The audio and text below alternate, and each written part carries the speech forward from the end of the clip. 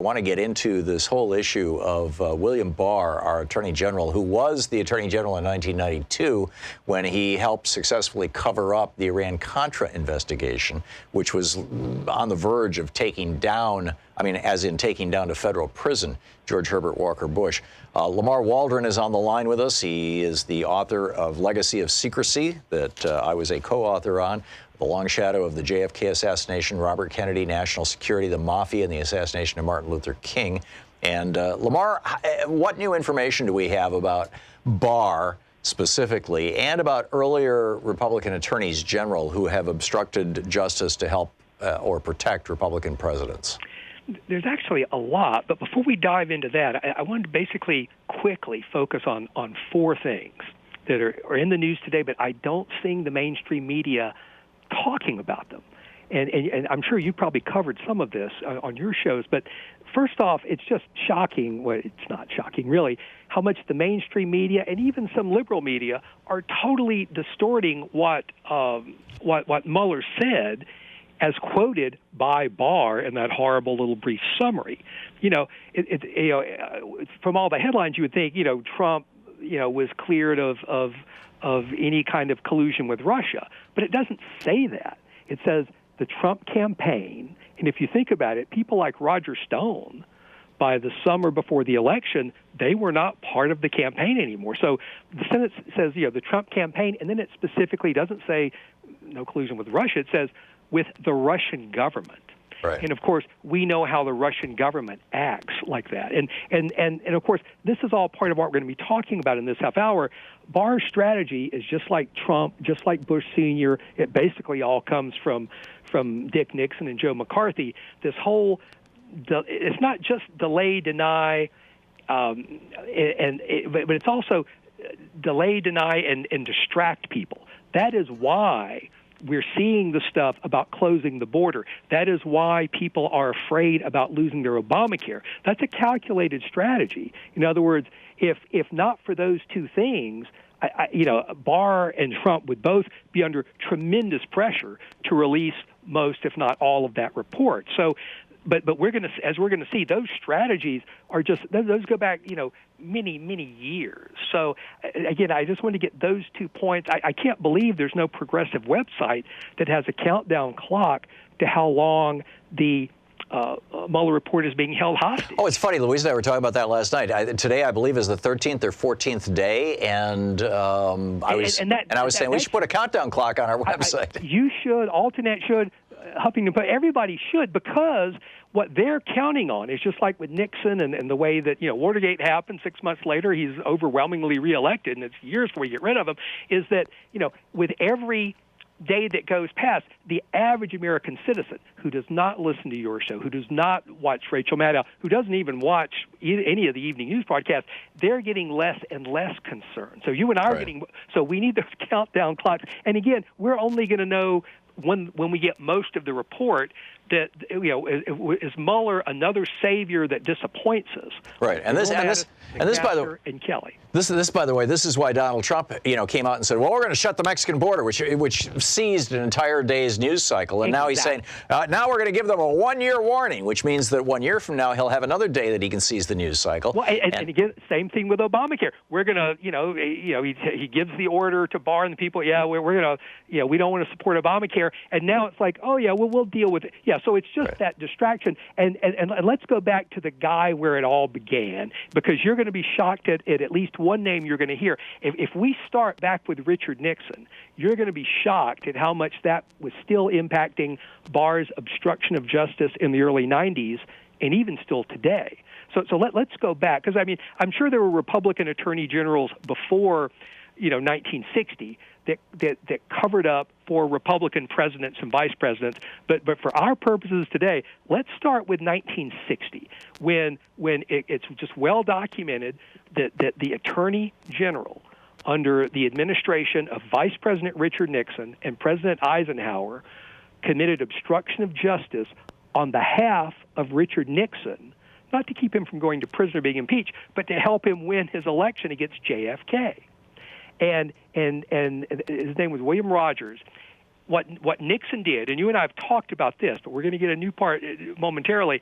So in 1960 to win the election, since all the unions almost were supporting JFK, and JFK's father was one of America's richest men, Nixon needed money and some union support, and the only thing Eisenhower had let him have much to do with at all was foreign policy, especially Cuba, because I didn't want to touch that. So when Castro came to America, President Eisenhower wouldn't meet with him. Nixon did. So Nixon thought, well, if I can get rid of Castro, we got to send U.S. troops into Cuba right before the election, that will look good for me. And so maybe I can get the CIA, order the CIA to use the mafia to kill Fidel Castro.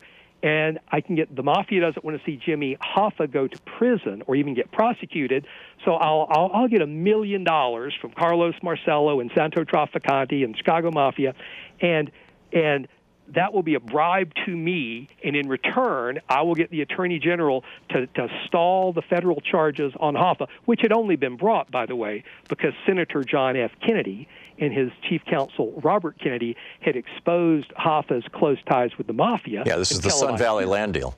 Right. So anyway, so this was a combination bribe and assassination plot. William Rogers, I don't think he knew about the assassination plot. I don't even think he knew about the $1 million bribe, but he was the guy. When Nixon said, I need you to stall charges on Hoffa, in other words, I need you, the Attorney General, to obstruct justice to help me politically, Rogers was like, sure, I'll do that. And he did it.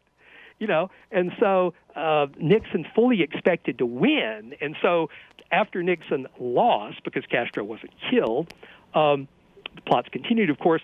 Rogers then hastily reinstated the charges. But here's the thing nobody knows. Here's what I didn't know.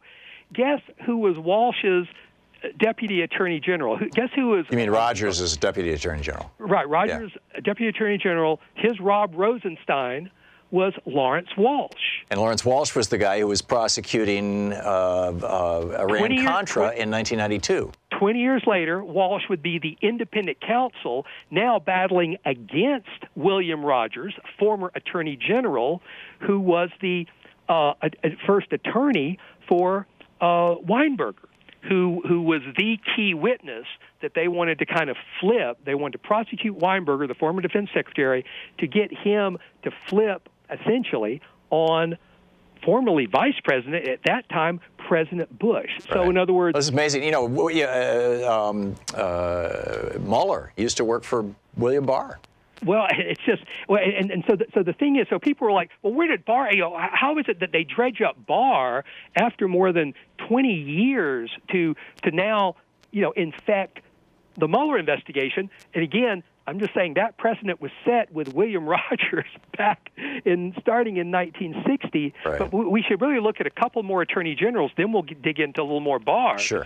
Because Barr's obstruction goes way before the early 90s. So Nixon, of course, many people forget. So he lost that election. The bribe did not come out, even though Bobby Kennedy found out about the bribe in '62 when he was Attorney General. Robert Kennedy had something called integrity. So, even though Bobby Kennedy would have loved to have used that $1 million mafia bribe to keep Nixon from getting elected governor of California, he didn't, because that would have been unethical, right?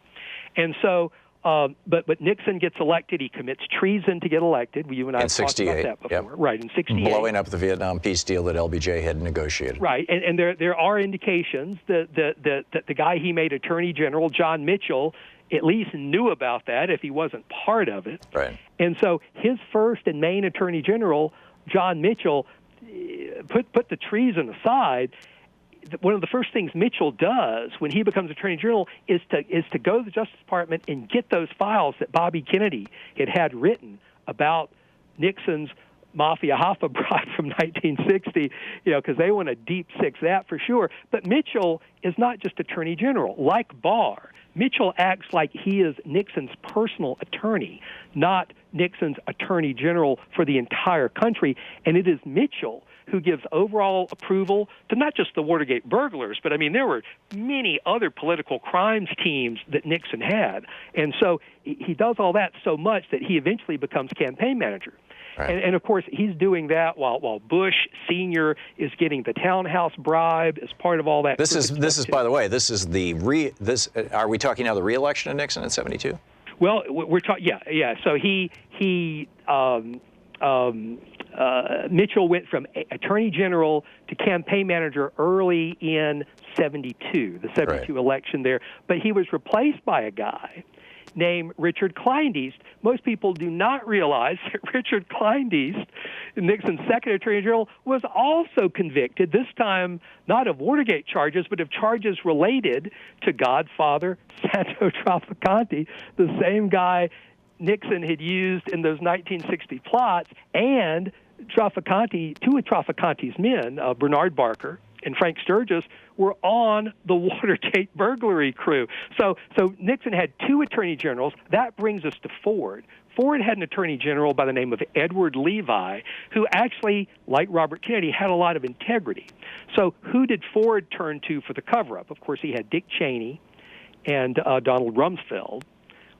He used them, but he mainly used Bush Sr., then became CIA director. Bush Sr. is a big part of the cover-up when Congress starts investigating the CIA mafia plots, because they have to hide Marcello's involvement, the bribe, all that kind of stuff. Working at the CIA then as one of the general counsels, dealing with what files are we going to give to Congress and what files are we going to cover up, that's where William Barr first started working with then CIA Director George Bush in the mid-1970s. Wow. And then Barr goes on in 92 to cover up the whole Iran-Contra thing. Reagan becoming president through treason and disrupting Central America. Because it'll help us understand Barr more. Of course, the Reagan-Bush administration, again, commits treason to get elected, and people have written a lot about that, especially the Gary Sick book, the former Carter official. But of course, several years into the Reagan-Bush administration, there's a new attorney general who has a lot of trouble getting confirmed because he's so crooked and unethical, named Meese, Edwin Meese. Right. And Edwin Meese is involved with three scandals, not just Iran-Contra, but also the Bechtel-Iraq pipeline. Again, Iraq just keeps cropping up, right? And what's called the WedTech scandal. There was another independent counsel. So you had Lawrence Walsh as the independent counsel for Iran-Contra, but there was a different independent counsel looking into the Bechtel and WedTech scandals, and this is very relevant for today. The report that independent counsel did has never, ever, ever, ever been fully released, like ever. Wow. This is not Iraq-gate. Because that was another one that William Safire was screaming about in 92. Right. This was the sale of weapons of mass destruction, by President Bush the Elder to Saddam Hussein. And William Safire in the New York Times was calling him cover-up General William Barr rather than Attorney General because he was covering up Iraq-gate, too, the sale of WMDs. Exactly. So, but like I say, that really starts with Meese, who's covering up Iran-Contra, Bechtel, and WedTech. But here's what Meese did. The Republicans were able to keep that report on the WedTech and the Bechtel and WedTech scandals from ever being released. What that did, just like with Barr recently in Trump, it let Meese come out. Now, they basically cut a deal and told Meese, look, we're going to release this report, and you can want to get prosecuted unless you resign. Meese resigned, but promptly went out and claimed he was completely exonerated. So, we're talking about Bill Barr, and back in 92, and when Lawrence Walsh was the independent counsel, and he was looking into the obstruction of justice by Bush and Reagan in the Iran-Contra affair. And I understand, Lamar, that he had some things to say about Attorney General William Barr.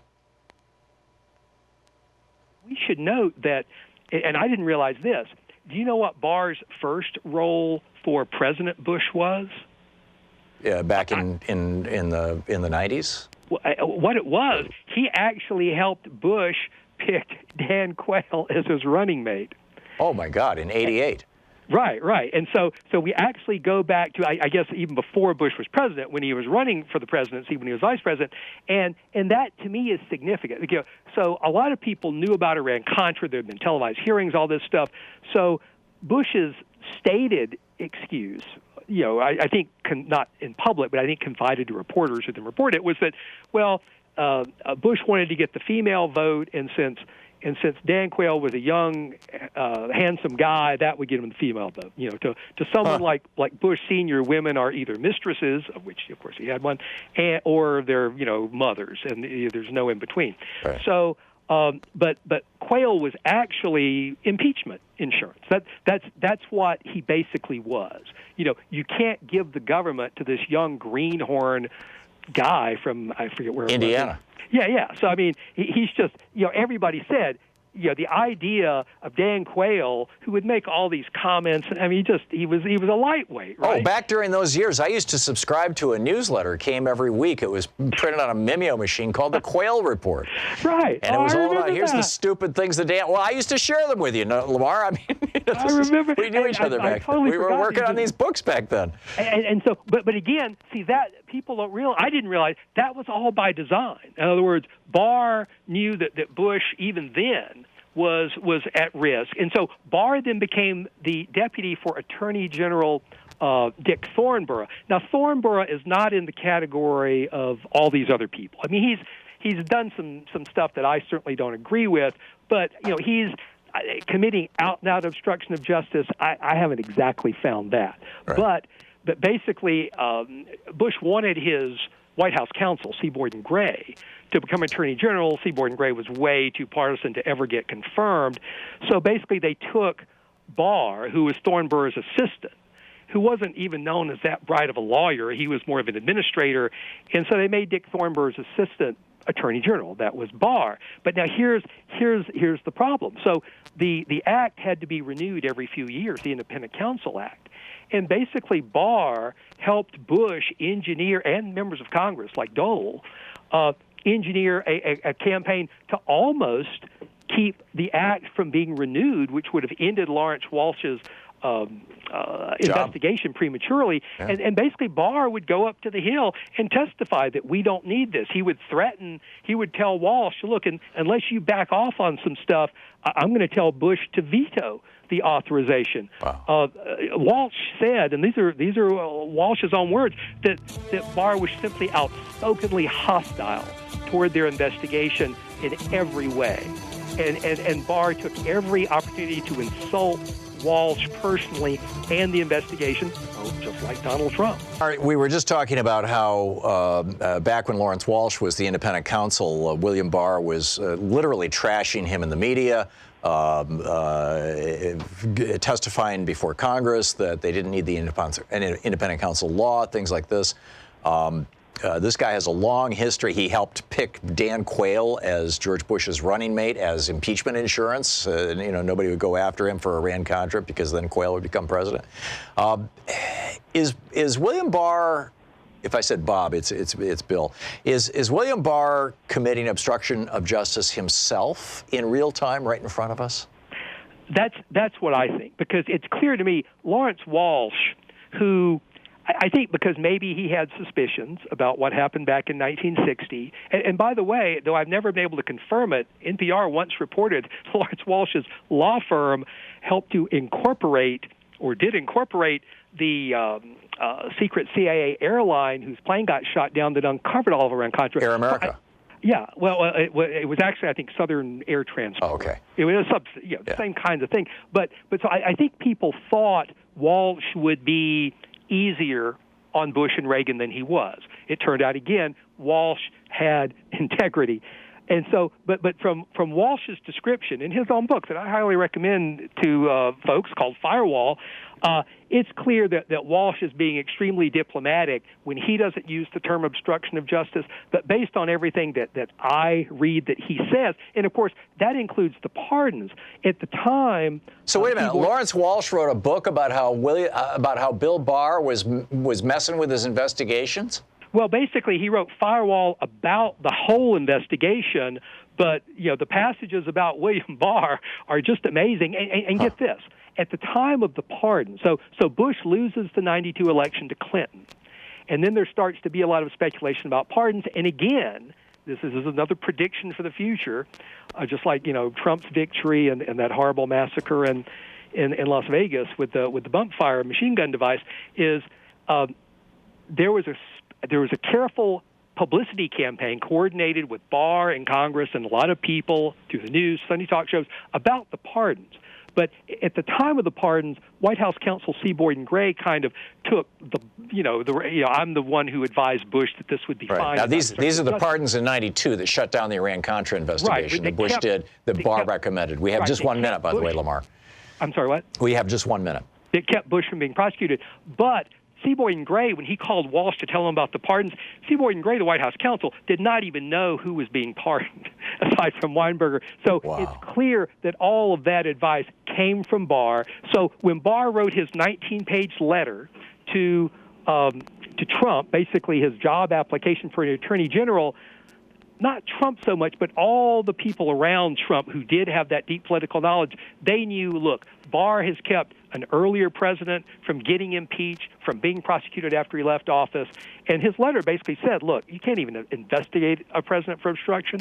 So, yeah, I think Barr, like Trump, is committing obstruction of justice in front of our eyes. And the fight for the next 2 years is going to be getting the full uncensored Mueller report, at least for members of Congress, if not for the general public. That's what the fight is going to be over straight through the next election. Oh, and I think I think he'll be able to drag this out by taking it to the Supreme Court. They'll be able to drag it out until after the next election. Well, and of course, now they've stacked the Supreme Court with two conservatives who shouldn't be on it. Right. And yeah, it's going to be a mess.